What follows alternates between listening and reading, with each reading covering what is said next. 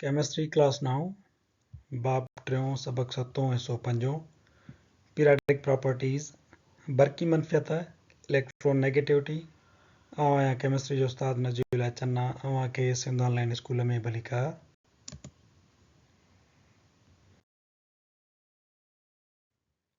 अॼु असांजे लेक्चर जो मौज़ू आहे बरकी मनफियत इलेक्ट्रोनेगेटिविटी। असां पंहिंजे अॻे लेक्चर में पढ़ी आयासीं आयोनाइज़ेशन एनर्जीअ जे बारे में।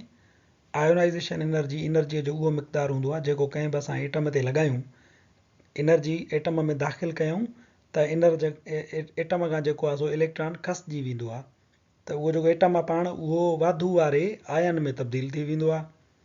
ऐं आयोनाइज़ेशन एनर्जीअ खे असां सदाईं वाधूअ में लिखंदा आहियूं, यानी इहा एनर्जी जेका आहे उहा एटम में दाख़िल थिए थी, एंडोथर्मिक प्रोसेस आहे। ऐं पोइ असां पढ़ियोसीं इलेक्ट्रॉन एफिनिटी। इलेक्ट्रॉन एफिनिटी वरी छा हुयो, जेॾीमहिल जो हिकिड़ो को असां इलेक्ट्रॉन एटम में दाख़िल पिया कयूं त एटम पाण नेगेटिव चार्ज वारो पोइ थी वञे, पर उहो एनर्जीअ जो हिकिड़ो मिक़दारु ख़ारिज पोइ करे, त उनखे असां काटूअ में पिया लिखूं। इलेक्ट्रॉन एफिनिटी छा आहे? इलेक्ट्रॉन एफिनिटी एनर्जी जो उहो मिक़दारु आहे जेको एटम ख़ारिज कंदो आहे जॾहिं उन में इलेक्ट्रॉन एड कयो वञे। इलेक्ट्रोनेगेटिविटी जेका आहे उहा हिननि ॿिन्ही खां डिफरेंट आहे। Electronegativity when element is part of covalent bond, जॾहिं आंसर कोवेलेंट बॉन्ड जो हिसो हुजे त पोइ इलेक्ट्रोनेगेटिविटीअ जो तस्वुरु जेको आहे उते असांखे इस्तेमाल में आणींदा आहियूं। It's a force that attracts shared pair of electron towards it self. Electronegativity हिकिड़ी अट्रैक्शन आहे, हिकिड़ी सघ आहे जेका शेयर्ड पेयर ऑफ इलेक्ट्रॉन जो जेको विरायल जोड़ो आहे उनखे पाण ॾे छिकींदी आहे। इलेक्ट्रोनेगेटिविटी छा आहे?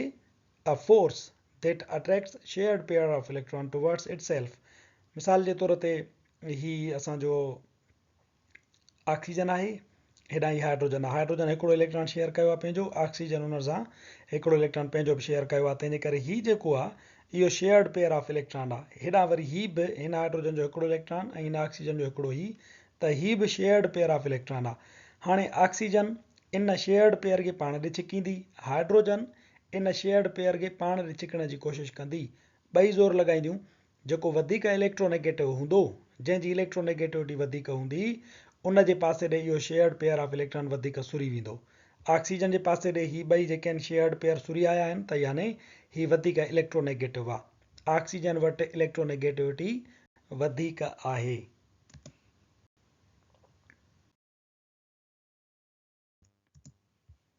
It is commonly measured in Linus Pauling scale. Linus Pauling scale आहे हिकिड़ी, उन में असां सिर्फ़ु हिन खे इलेक्ट्रोनेगेटिविटीअ खे मापींदा आहियूं।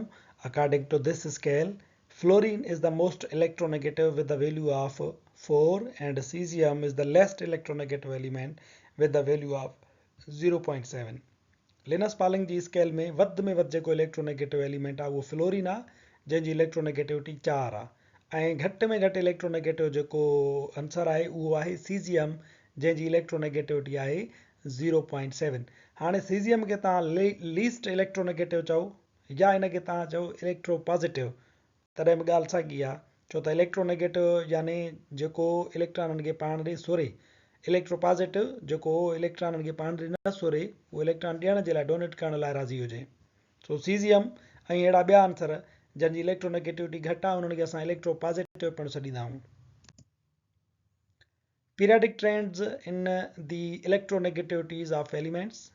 आंसरनि जी बरकी मनफियत में पीरियाडिक ट्रेंड कहिड़ा आहिनि? As we move across a period from left to right, जीअं जीअं असां हिकिड़े पीरियड में खॿे खां साॼे पासे हलंदा वेंदासीं, the nuclear charge increases. Nuclear charge जेका आहे उहा वधंदी वेंदी। तव्हांखे ख़बर आहे लिथियम 3 नंबर ते आहे, उनजे भरिसां बेरिलियम हूंदो आहे, त उनजो चार्ज थी वियो एटॉमिक नंबर, वरी बोरान थी वियो एटॉमिक नंबर 5, कार्बन थी वियो एटॉमिक नंबर 6। हाणे एटॉमिक नंबर जो वधंदो थो वञे त उनजा प्रोटॉन वधंदा था वञनि, यानी उन्हनि जी न्यूक्लियर चार्ज वधंदी थी वञे। खॿे खां साॼे पासे था चऊं त न्यूक्लियर चार्ज वधंदी थी वञे, therefore the value of electronegativity इंक्रीज़िस।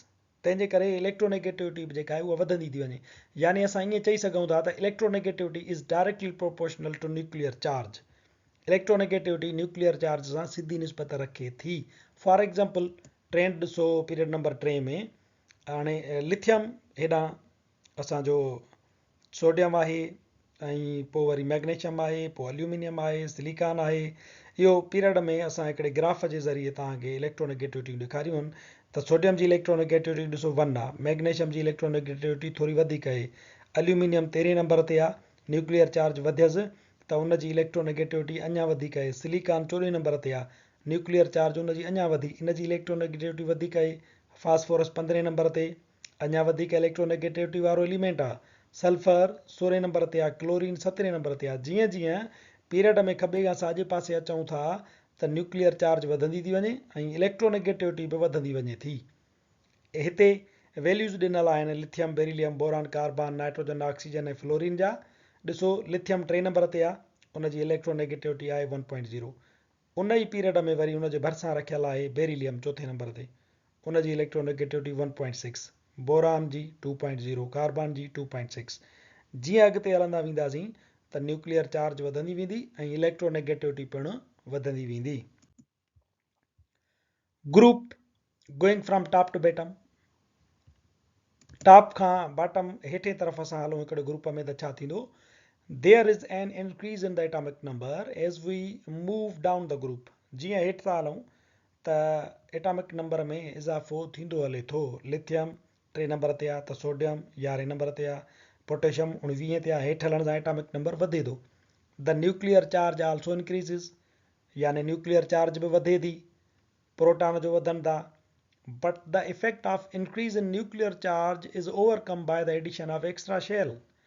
पर इन न्यूक्लियर चार्ज जे वाधारे जो जेको असरु आहे उहो वरी ख़तमु थींदो थो वञे, छो त उन में हिकिड़ो शेल पिणु वधंदो वेंदो आहे। जीअं हेठि था अचूं, लिथियम में 3 नंबर ते आहे, न्यूक्लियर चार्ज 3 10, त उन में 2 शेल आहिनि। पर वरी सोडियम जो उन जो एटॉमिक नंबर आहे 11, त उन में प्रोटॉन 11 आहिनि, न्यूक्लियर चार्ज वधी, पर उन में शेल बि हिकिड़ो वधीक थी वेंदो, उन में वरी 2 शेल न पर 3 हूंदा, यानी उनजे न्यूक्लियर चार्ज वधण जो असरु एक्स्ट्रा शेल ख़तमु कंदो थो वञे। Hence the electronegativity decreases down the group. इन जे करे हेठि हलण सां इलेक्ट्रोनेगेटिविटी जेका आहे उहा डिक्रीज़ थींदी थी वञे। मिसाल जे तौर ते असां जेकॾहिं हेलोजन ग्रुप खे ॾिसूं त मथां मथां फ्लोरीन आहे, उनजी इलेक्ट्रोनेगेटिविटी 4 आहे। उन खां हेठि क्लोरीन आहे, उनजी इलेक्ट्रोनेगेटिविटी तक़रीबन 3 आहे।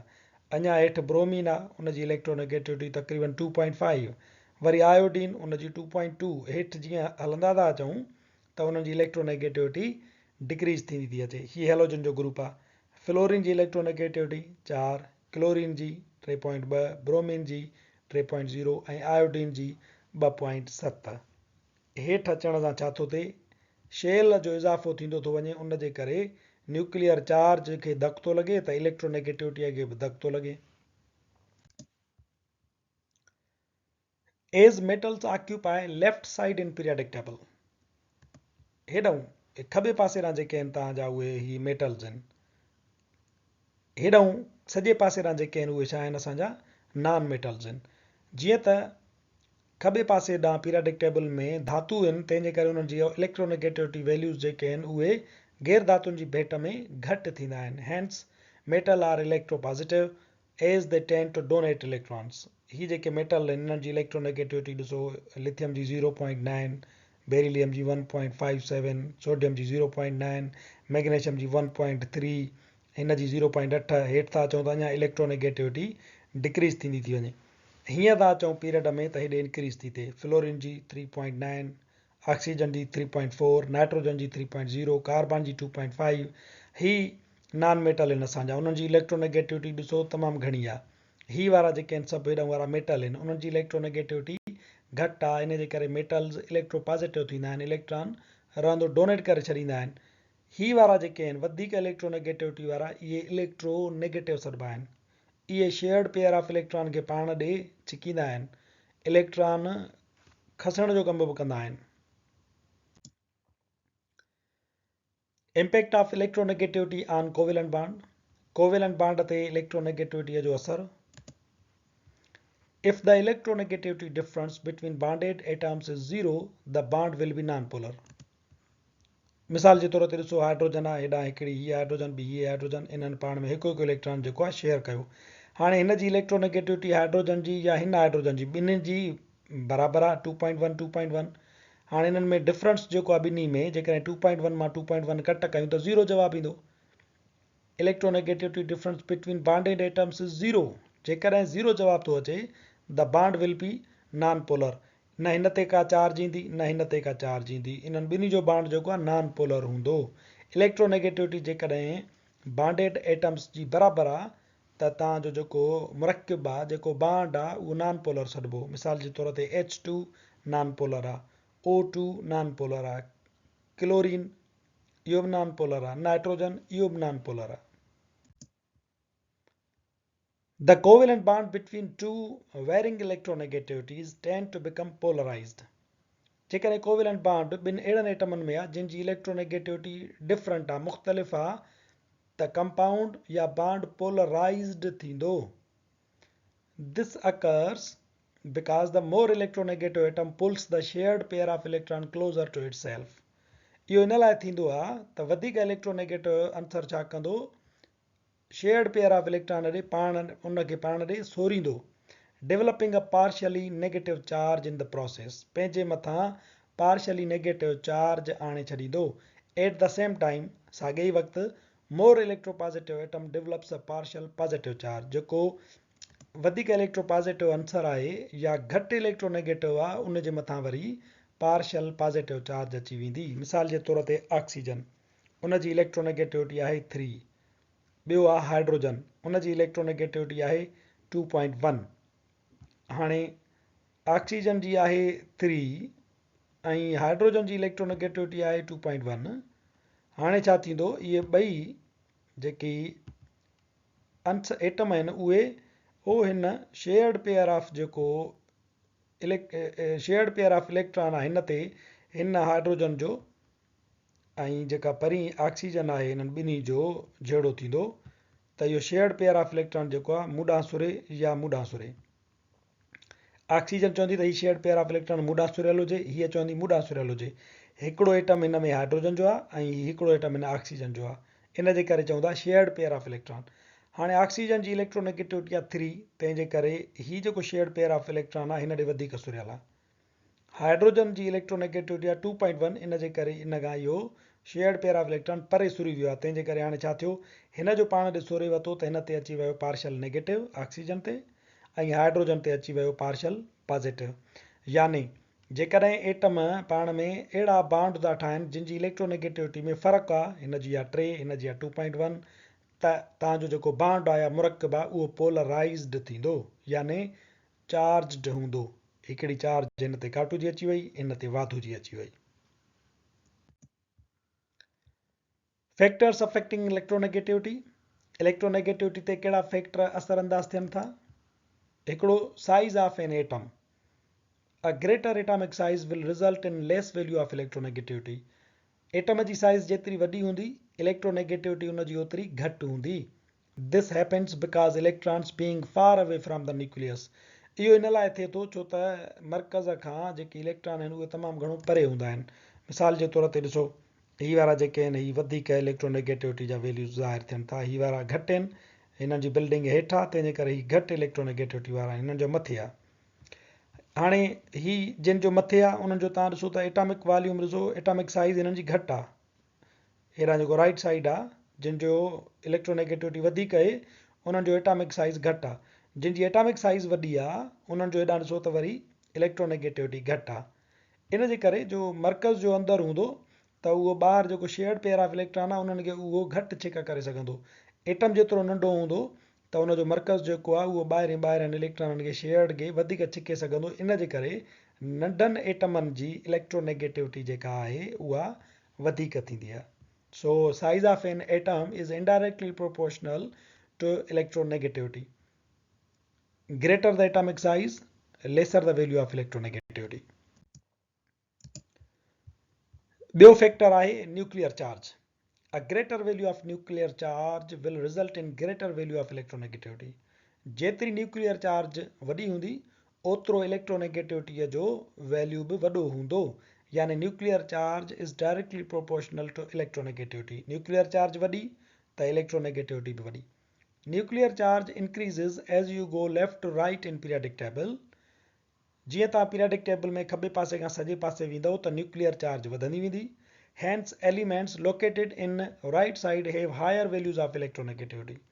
जीअं तव्हां पीरियडिक टेबल में ॾिसंदो त सॼे पासे वारा जेके आंसर आहिनि उन्हनि जी इलेक्ट्रोनेगेटिविटी वधीक हूंदी, छो त तव्हां खॿे खां सॼे पासे वेंदा त न्यूक्लियर चार्ज वधंदी वेंदी आहे। लिथियम आहे उहो 3 नंबर ते आहे, उनजे भरिसां हेॾां वरी बेरिलियम आहे। हाणे लिथियम जी न्यूक्लियर चार्ज आहे 3, उन में 3 प्रोटॉन आहिनि। बेरिलियम जी न्यूक्लियर चार्ज आहे 4, उन में 4 प्रोटॉन आहिनि। अञा हेॾे हलंदासीं त बोरान न्यूक्लियर चार्ज थी वियसि 5। हाणे जंहिंजी न्यूक्लियर चार्ज वधीक हूंदी उनजी इलेक्ट्रोनेगेटिविटी पिणु वधीक हूंदी। लिथियम जी 3 आहे, बेरिलियम जी 4 आहे ऐं बोरान जी 5 आहे, त बोरान जी इलेक्ट्रोनेगेटिविटी हिननि ॿिन्ही खां वधीक हूंदी।